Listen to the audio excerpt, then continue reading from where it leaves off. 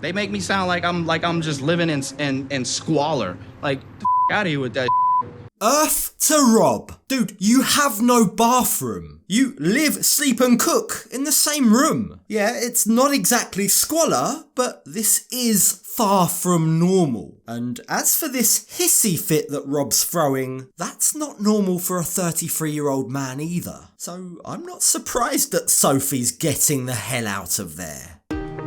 It feels like Sophie's not on my team. She's gonna go stay the night with her mom now after we just had this huge argument. Instead of worrying about, is Rob okay? She doesn't care. Bingo, Rob, you've cracked it. After forcing her to use an outhouse, an outdoor bathroom, after shouting at her for the 100th time, not to mention disrespecting her mother, I'm not surprised that she doesn't care about your tantrum. But let's not get ahead of ourselves. Let's rewind to the beginning. So the last time we saw this disastrous trio, pressure was mounting for Rob. You see, Sophie's mum had come to the States. She was seeing her daughter's living situation for the first time. And while she did make a low blow by insinuating that Rob was less of a man because of his cramped studio, at the same time, it is kind of hard to argue with her evaluation of the place and of the situation. A real man would be like, Soph, we can't see each other. I know we want to be together. We need to put all this money in. So by the time you get here,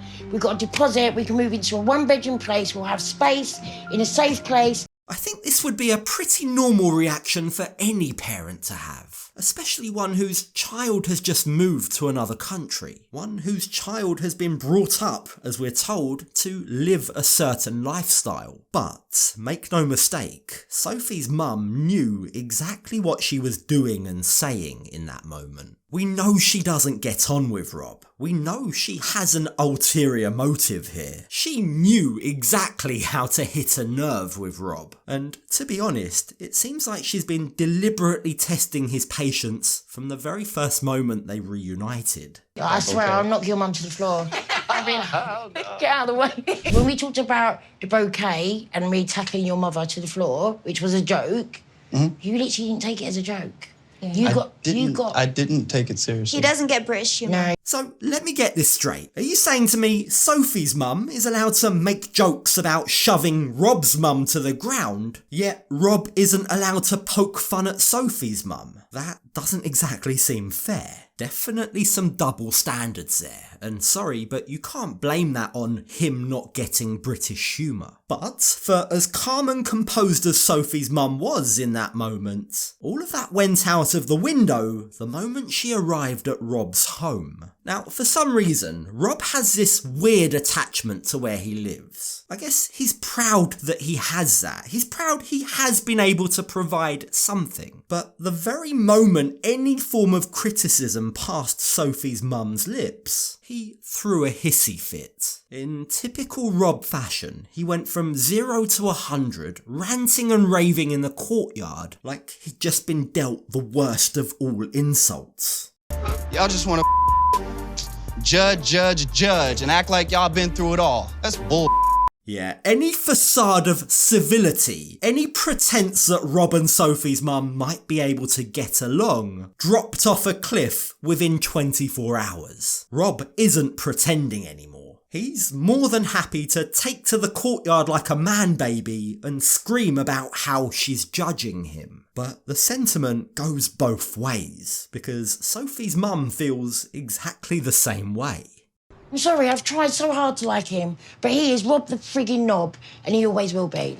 But listen, let's go to lunch, get out of here, because my legs are shaking, I've got adrenaline, I don't want to kick off at him. Yeah. She may not be outside howling at the moon like Rob is, but Sophie's mum is very antagonistic. She definitely ain't no saint either. I mean, she's saying she doesn't want to have to kick her daughter's fiance. She's calling him Rob the knob. Knob being a British word that basically equates to cock, penis, dickhead. So yeah, she's also stirring the pot here. She's knowingly and deliberately putting her daughter in a position where she has to pick a side. And right now, after the way Rob's just acted, that's an easy choice for Sophie to make. Like, my mum came in, she was very respectful. Rob was the one that started taking everything my mum was saying as an attack, which wasn't the case. And Rob snapped and was like, oh, you guys are family on it. Okay, hold on, Sophie. Respectful might be a bit of a stretch. Sure, she complimented the courtyard, but she also accused your soon-to-be husband of being less than a man. She calls him Rob the Knob at every opportunity. But at the same time, there is some truth to what Sophie's saying here. Rob is clearly jealous. He's harbouring frustration at the fact that Sophie's had a cushier life. She hasn't had to struggle like he has. I mean, even now, after this fight, Sophie and her mum can literally avoid all of their problems of being here by jumping in a car and going for a spot of lunch, going shopping in town. It's Rob who's left all alone in his house having to face reality. He doesn't have those same opportunities that Sophie does. But the problem is, what Rob doesn't seem to understand here is he's so blinded with rage about their inherited wealth that he's overlooking the reality of his own situation.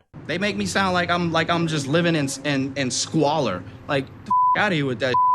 Look, the thing is with Rob, he takes any criticism of his lifestyle, his home, his outdoor toilet as a personal insult. He mouths off and talks the talk about wanting better for himself, yet if anyone else points out the elephant in the room, or rather the toilet in the courtyard, he completely flips out. Like, really, Rob? What did you expect Sophie's mum to say? How do you expect her to react when she learns that last night there were gunshots outside the front door? Everybody got an opinion, but ain't nobody out here doing it themselves. I'm doing it myself. I'm doing it myself. Nobody else.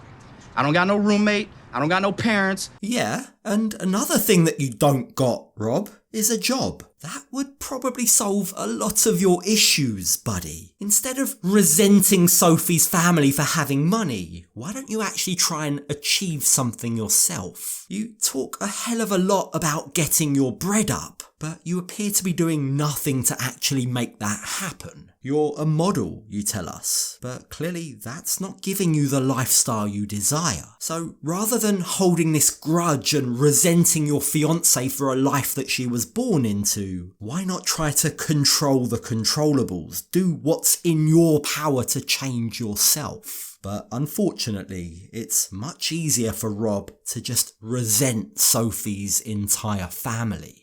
I'm your fiance, like, I'm not someone that you should be jealous of. And I just feel like he's, like, has this weird resentment to me that I was raised differently from him. Let's not forget, this is the same man that suggested to Sophie she should ask her family to help them buy a beach house. So when he stands to gain, well, then he's okay with Sophie's family money. But if there's nothing in it for him, then he's criticising it. But since Sophie refuses to ask for any financial help from her family, Rob's resentment has only grown, not only towards her, but her entire family. You don't know what the hell being at the bottom is unless, and whenever you have ever been at the bottom, you just make a phone call and you're back up.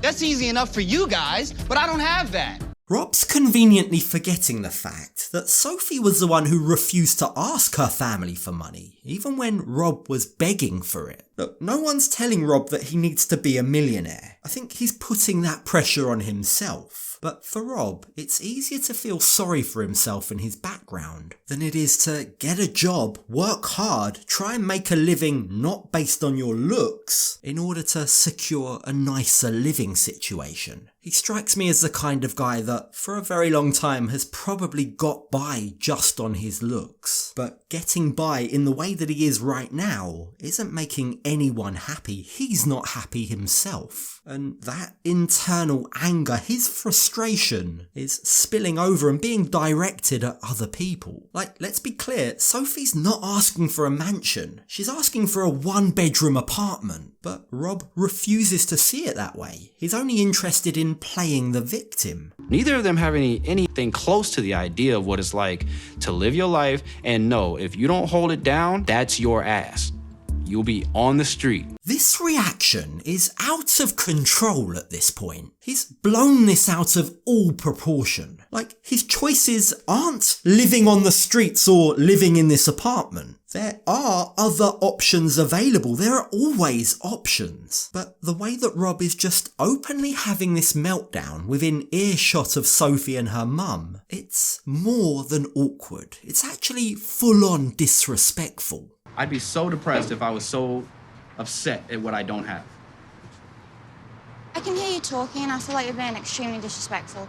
Rob, you're clearly upset about what you don't have. That's why you're resentful of your fiance. That's why you bring up how spoiled she is on a regular basis. But you need a good hard look in the mirror, Rob. Because despite your accusations, despite this gigantic tantrum, Sophie's mum is ready to be the bigger person. She approaches him to apologise for hurting his feelings, for raising her voice, and all that does is make him look like an even bigger child. Listen, I apologise if it pissed you off what I was saying. I'm not gonna take back what I said. I apologise that I raised my voice with you, so let's just leave it at that for now.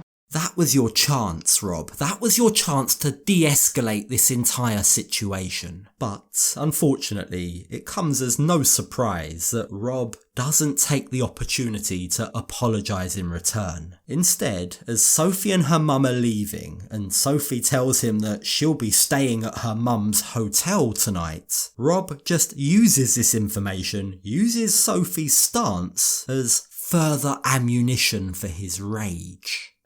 It feels like Sophie's not on my team. She's gonna go stay the night with her mom now after we just had this huge argument. Instead of worrying about, is Rob okay? She doesn't care. You know what, Rob? At this point, it actually wouldn't surprise me if Sophie doesn't care. It wouldn't surprise me if Sophie decided not to marry you, if she hopped on a one-way flight back with her mum. Because the way that her mum is leading her off, away from her problems and towards a nice lunch and a spot of shopping, well, it's almost as if she's trying to remind Sophie of what life could be like if she were to leave you. And at this point, I don't think anyone would blame her for jumping ship.